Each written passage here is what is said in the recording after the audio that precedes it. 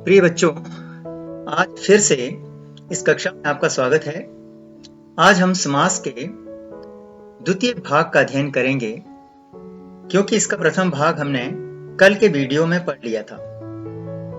यदि आपने वह वीडियो नहीं देखा है तो पहले उसे देख लीजिए, क्योंकि आज का वीडियो भी उसी के साथ संबद्ध है। चलिए आज का वीडियो प्रारंभ करते हैं। बच्चों, आगे बढ़ने से पूर्व आज के इस विषय के लर्निंग आउटकम्स क्या हैं वे जान लेते हैं। आप समास की परिभाषा बता सकेंगे। समास के अगले 3 भेद कौन कौन से हैं उनकी जानकारी प्राप्त कर उनकी सही पहचान कर सकेंगे। समस्त पद का सही विग्रह कर समास के नाम लिख पाएंगे, अर्थात परीक्षा से संबंधित जो भी समास शब्द आपको विग्रह करने के लिए आएगा उसका विग्रह कर समास के भेद का उचित नाम लिख पाएंगे। द्वंद्व समास सबसे आसान, सबसे इजी समास है। आप देखो, मैंने इस समास के परिचय शब्द दिए हैं विग्रह करने पर और का प्रयोग। जब आप इस समास का विग्रह करोगे तो और का प्रयोग लगाओगे अपनी तरफ से। दोनों शब्द आपस में विलोम होते हैं या इन दोनों के बीच में योजक का चिन्ह लगा होता है, हाइफन छोटा सा। तो यहां पर आप देखोगे कि सबसे आसान है ये। मैंने उदाहरण दिए हैं राम सीता। अब वहां पर मैंने हाइफन का प्रयोग किया है। अब आपने हाइफन हटाना है, वहां पे और यूज करना है क्योंकि विग्रह करना है। तो राम और सीता, माँ बाप, माँ और बाप, पूर्व पश्चिम, पूर्व और पश्चिम, लाभ हानि, लाभ और हानि, जन्म मरण, जन्म और मरण, धर्म अधर्म, धर्म और अधर्म, देश विदेश, देश और विदेश। आप देखोगे कि हाइफन की जगह और लगाया। मान लो पेपर में पूर्व और पश्चिम और लगा है तो आप और हटाओगे और वहां पर योजक का चिन्ह प्रयोग करेंगे। आपने एक ही हिंट अपने लिए रखना है कि ये विलोम होते हैं और बीच में हाइफन लगा होता है या और लगा होता है। द्विगु समास, दूसरा सेकंड सरल समास। इसमें पहला शब्द गणना वाचक होता है। गणना मीन्स गिनती, काउंटिंग। 1 से लेकर 9 तक या 2 से लेकर 9 तक, क्योंकि ये ग्रुप बन रहा होता है, एक नहीं आएगा। यहां पर मैंने गलत दिया, 2 का ग्रुप बनता है क्योंकि एक ग्रुप भी बनता है। पहला शब्द गणनावाचक होता है, संख्यावाचक होता है और ग्रुप बन रहा होता है, समूह बन रहा होता है। मान लो आपको उदाहरण आ गया त्रिफला। तो पहला शब्द है यानी पूर्व पद त्रि और दूसरा है फला। फला मीन्स फल। 3 फलों का समूह। चौराहा, 4 राहों का समाहार। समाहार और समूह में कोई फर्क नहीं है, इसलिए मैंने दोनों उदाहरण आपके समक्ष रखे हैं। चौ मीन्स 4 राहों का, राह मीन्स रास्ते, 4 राहों का समाहार, ग्रुप बन रहा है। नवरत्न, नव मीन्स 9 रत्नों का समाहार, 9 रत्नों का समूह भी लिख सकते हैं। चौमासा, 4 मासों का समूह, 4 मासों का समाहार, ये भी लिख सकते हैं। सत सही, सत मीन्स 7, पूर्व पद सत, सत से 7 सहियों का समूह।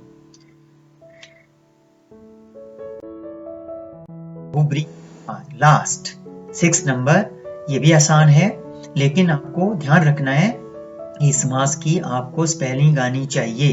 अगर आपको आंसर आ गया, स्पेलिंग गलत करेगी तो भी नंबर आपका कट जाएगा, क्योंकि 10th में आकर के एग्जामिनर ये उम्मीद करता है कि आपकी स्पेलिंग भी गलत नहीं होनी चाहिए। हाफ मार्क्स इसका होता है। तो बहुब्रीहि समास में क्या होता है, दोनों शब्द प्रधान होते हैं। आप देख रहे हैं डायग्राम में दोनों शब्द प्रधान, दोनों मेन है, कोई भी छोटा नहीं होता। और ये कोई तीसरा अर्थ बता रहा होता है। जब भी हम इसका प्रयोग करेंगे तो कोई थर्ड आंसर, थर्ड इंडिकेशन होगा किसी थर्ड व्यक्ति के लिए, खास व्यक्ति के लिए। मान लो उदाहरण है 4 हैं पैर जिसके, जिसके वर्ड यूज करना स्पेशल, खास, वो 4 पाई होती है, इसलिए खास है।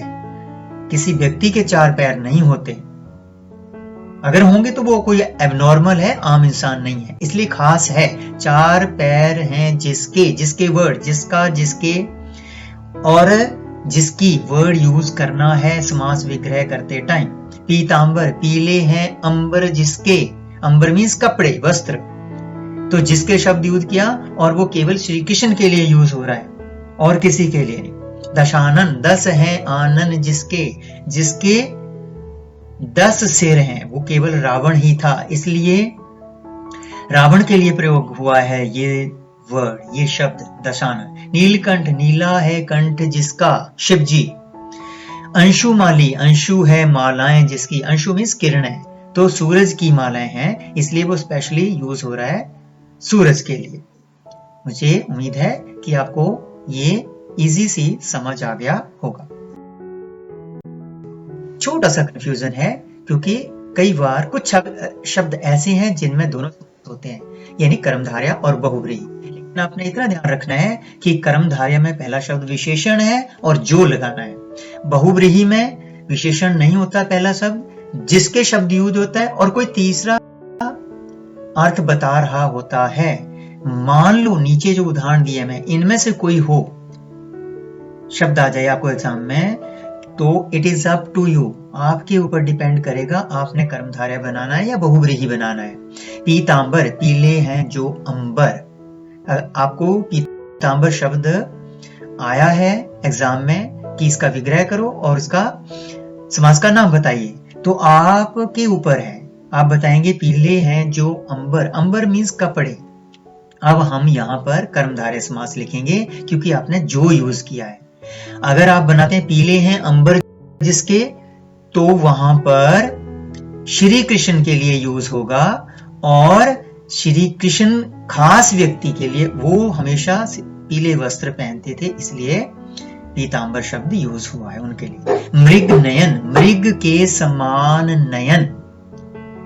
अब यहाँ पे के समान जो कि कर्मधारय का है, विशेषण है, तो यहाँ पर कर्मधारय समान। मृग नयन, मृग के समान है नयन जिसके। अब ये पर्टिकुलर व्यक्ति है, एक खास व्यक्ति है जिसकी नेत्र, जिसकी आंखें मृग के समान तेज हैं, तीखी हैं।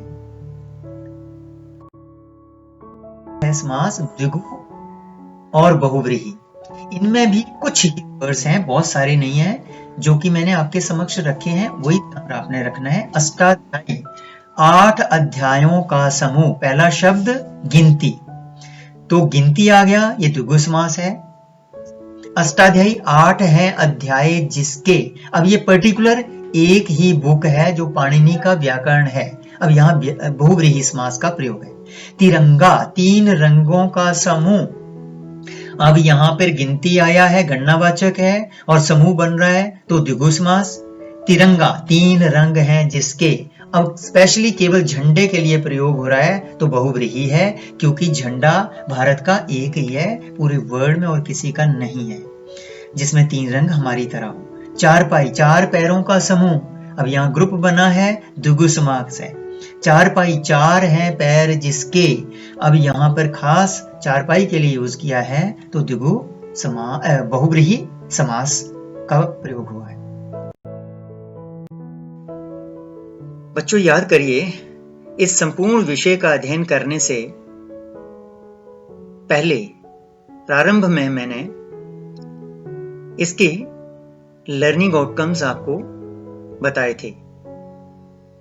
तो अब जानते हैं कि क्या आप इन लर्निंग आउटकम्स को प्राप्त कर सके, अर्थात आप समास की परिभाषा लिख सके, समासिक शब्द कौन से होते हैं, समास विग्रह क्या होता है, क्या आप ये जान सके। समास के कितने भेद हैं, उनके नाम क्या हैं और उनमें अंतर क्या है, क्या आपने ये सीख लिया। समास विग्रह कैसे करते हैं और समास की पहचान कैसे करते हैं, समास का नाम कैसे जानते हैं कि कौन सा भेद है। अगर आप इन सब प्रश्नों का उत्तर जान गए तो आपका ये विषय अध्ययन करना सार्थक हुआ। यदि नहीं तो आपको ये वीडियो दोबारा से देखना चाहिए। बच्चों, आपके सामने एक एक्सरसाइज है, मैं आपको 2 मिनट दूंगा ये समास विग्रह करना है अथवा समस्तपद बनाना है और समास का नाम भी लिखना है। 5 शब्द हैं, इन पर आप अपना स्वयं इसको हल करने की कोशिश कीजिए। आपके पास 1 मिनट है।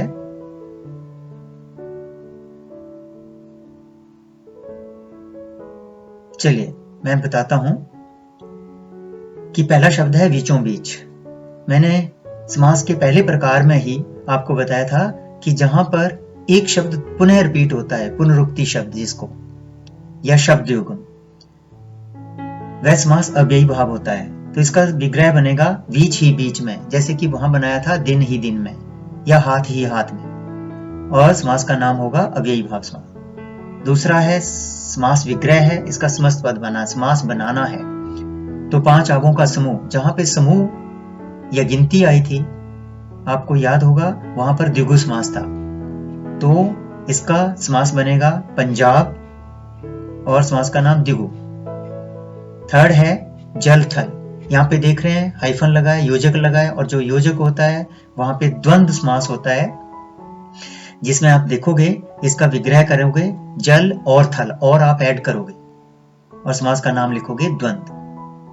सेकंड लास्ट, यश को प्राप्त। आपको मैंने सबसे ऊपर ये बताया था सेकंड समास के भेद में कि जहां पर कारक की एक डायग्राम दी थी, तो जहां कारक प्रयोग होते हैं वो तत्पुरुष होता है, और इसके कारक को हमने हटाना है, तो को हटा देंगे, यश प्राप्त, और समास का नाम तत्पुरुष।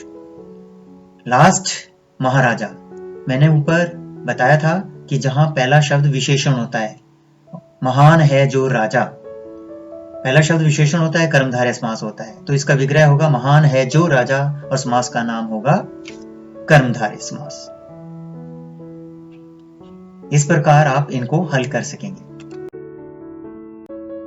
बच्चों, आशा है आप समास विषय को अच्छे से समझ गए होंगे। इसका प्रथम भाग, इसका द्वितीय भाग, दोनों को आपने अच्छी तरह से जान लिया होगा। समास क्या होता है, समास के प्रकार कितने हैं, समास विग्रह क्या होता है, इन सब के बारे में आप जान गए होंगे। धन्यवाद।